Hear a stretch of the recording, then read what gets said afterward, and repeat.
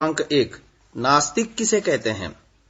उत्तर दिया गया, जो व्यक्ति ईश्वर को ठीक से नहीं जानता, नहीं मानता और उसका ध्यान नहीं करता है, उसे नास्तिक कहते हैं। प्रश्न 2 मनुष्य के समस्त दुखों का कारण क्या है?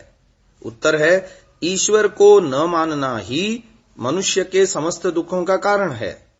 प्रश्न 3 जड़ और चेतन में अंतर बताइए। उत्तर, पहला अंतर है जड़ में इच्छा नहीं होती, चेतन में होती है।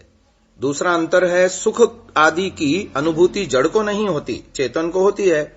तीसरा अंतर है परिवर्तन, सड़ना, गलना जड़ में होता है, चेतन में नहीं। चौथा अंतर है जड़ में ज्ञान नहीं होता, चेतन में होता है। पांचवा अंतर है जड़ में लंबाई, चौड़ाई, रूप, रंग होते हैं, चेतन निराकार होता है। अब प्रश्न क्रमांक 4 जड़ और चेतन के उदाहरण दीजिए। उत्तर है, जड़ के उदाहरण हैं पत्थर, लकड़ी, लोहा, अग्नि, वायु, कार, कंप्यूटर, मोबाइल। जबकि चेतन के उदाहरण हैं आत्मा और परमात्मा। प्रश्न क्रमांक 5 क्या ईश्वर सर्वव्यापक है? इसका उत्तर है हां, ईश्वर सर्वव्यापक है। ऐसा कोई स्थान नहीं कि जहां पर ईश्वर न हो। प्रश्न क्रमांक 6 यदि ईश्वर सब जगह है तो वह दिखाई क्यों नहीं देता? इस प्रश्न का उत्तर है निराकार होने के कारण ईश्वर दिखाई नहीं देता। प्रश्न क्रमांक 7 न्याय किसे कहते हैं? उत्तर, कर्मों के अनुसार फल देने को न्याय कहते हैं। प्रश्न क्रमांक 8 बुरे कर्मों का फल माफ होता है अथवा नहीं? इसका उत्तर है नहीं, बुरे कर्मों का फल माफ नहीं होता। प्रश्न 9 क्या दंड से बचने के लिए पूजा, प्रार्थना, यज्ञ करना चाहिए? इसका उत्तर है एक बार अपराध कर लेने पर उस कर्म का फल भोगना ही पड़ता है। यह ईश्वरीय नियम है, अतः दंड से बचने के लिए पूजा, प्रार्थना, यज्ञ आदि करना व्यर्थ है।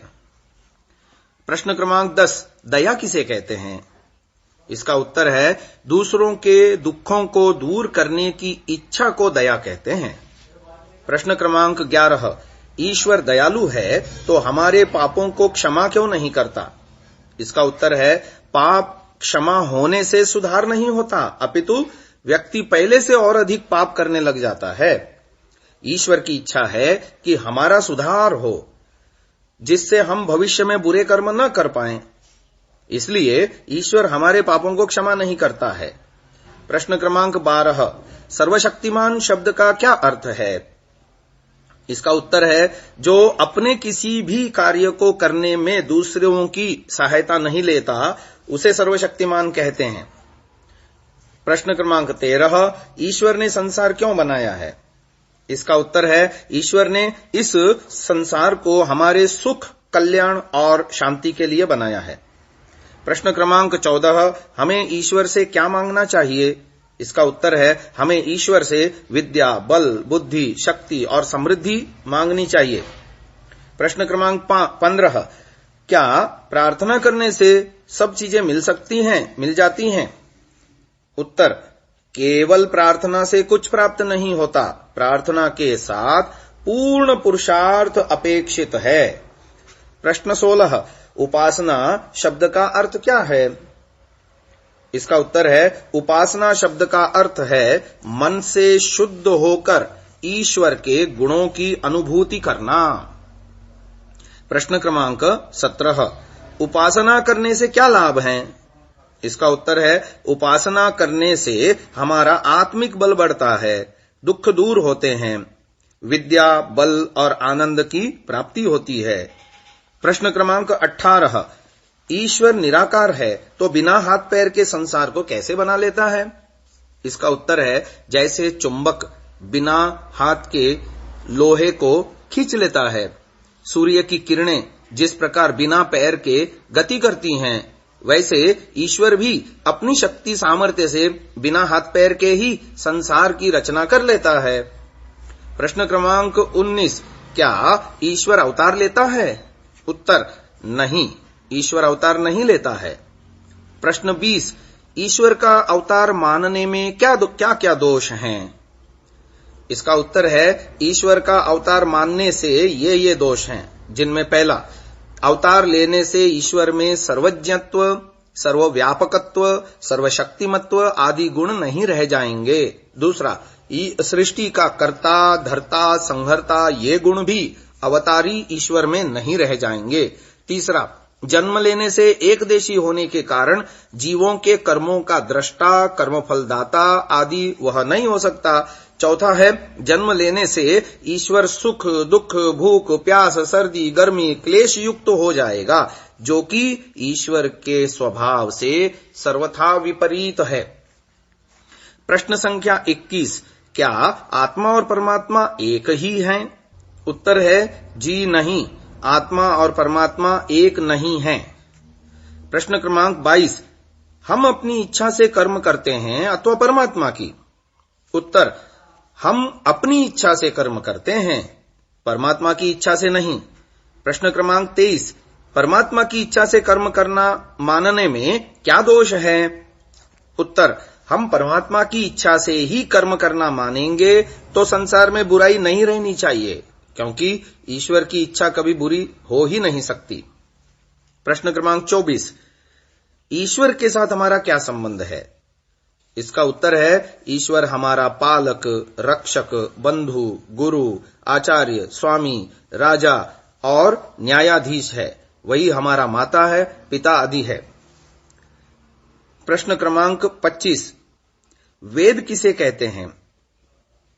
ईश्वर के उपदेश को वेद कहते हैं। प्रश्न क्रमांक 26, वेद कितने हैं, उनके नाम बताइए। उत्तर है, वेद 4 हैं, ऋग्वेद, यजुर्वेद, सामवेद, अथर्ववेद। प्रश्न क्रमांक 27, वेद का ज्ञान कब दिया गया था? उत्तर है, वेद का ज्ञान सृष्टि के आरंभ में दिया गया था। प्रश्न 28, ईश्वर ने वेद का ज्ञान किसे दिया था? इसका उत्तर है, ईश्वर ने वेद का ज्ञान 4 ऋषियों को दिया था। प्रश्न क्रमांक 29, हमारा धार्मिक ग्रंथ कौन सा है? इसका उत्तर है, हमारा धार्मिक ग्रंथ वेद है। प्रश्न क्रमांक 30, हमें वेद को ही क्यों मानना चाहिए? इसका उत्तर है, वेद ईश्वरीय ज्ञान है, वेद में सब सत्य बातें हैं, इसलिए वेद को ही मानना चाहिए। प्रश्न क्रमांक 31, वेद किस भाषा में हैं? इसका उत्तर है, वेद संस्कृत भाषा में ही हैं। प्रश्न क्रमांक 32, क्या वेद ऋषियों ने नहीं लिखे हैं? इसका उत्तर, वेद ऋषियों ने नहीं लिखे हैं। प्रश्न क्रमांक 33, उन ऋषियों के नाम बताइए जिन्हें वेद का ज्ञान प्राप्त हुआ। आदि सृष्टि में जिन 4 ऋषियों को वेद का ज्ञान प्राप्त हुआ वो हैं अग्नि, वायु, आदित्य और अंगिरा। प्रश्न क्रमांक 34, सामवेद में कितने मंत्र हैं? सामवेद में 1875 मंत्र हैं। प्रश्न क्रमांक 35, वेद पढ़ने का अधिकार किसे है? इसका उत्तर है, वेद पढ़ने का अधिकार मनुष्य मात्र को है। महानुभावों, ये जो मैंने अभी आपको प्रश्नावली पढ़ करके सुनाई, इस पुस्तक का नाम है वैदिक सिद्धांतावली। इस पुस्तक में प्रथम 10 समुल्लास, जो कि महर्षि जी ने सिद्धांत पक्ष को उजागर किया है, इसके ऊपर अत्यंत रोचक ढंग से प्रश्नोत्तर शैली में इसमें ज्ञान विज्ञान है। आप अपनी ओर से इस पुस्तक को छपवा सकते हैं, मैं आपको पीडीएफ भेज दूंगा। हमने भी इस पुस्तक को छापी है, किसी को इसकी हार्ड कॉपी चाहिए तो मुझे अपना डाक पता दे देवें तो मैं आपको भेज दूंगा। आप अधिक मात्रा में इसको चाहते हैं तो खुद छपवाइए। बहुत छोटी सी पुस्तक है, मात्र 32 पेज की है, ट्रैक्ट जैसी बन जाएगी, परंतु सत्यार्थ प्रकाश में प्रतिपादित विषयों को आज के युवा समझें, इस तरह की भाषा में, अति सरल भाषा में लिखी हुई यह पुस्तक है। आप अवश्य इसको अधिक मात्रा में छपवाइए या हमसे मंगवाइए, हम आपकी सहायता करेंगे। युवाओं में इसका प्रचार प्रसार कीजिए ताकि उनको आगे सत्यार्थ प्रकाश आर्य भजन सम्राट पंडित सत्यपाल पथिक जी की प्रथम पुण्यतिथि पर पथिक भजन एवं श्रद्धांजलि समारोह का जालंधर से सीधा प्रसारण देखें 17 अक्टूबर प्रातः 10:30 बजे से केवल आर्य संदेश टीवी पर।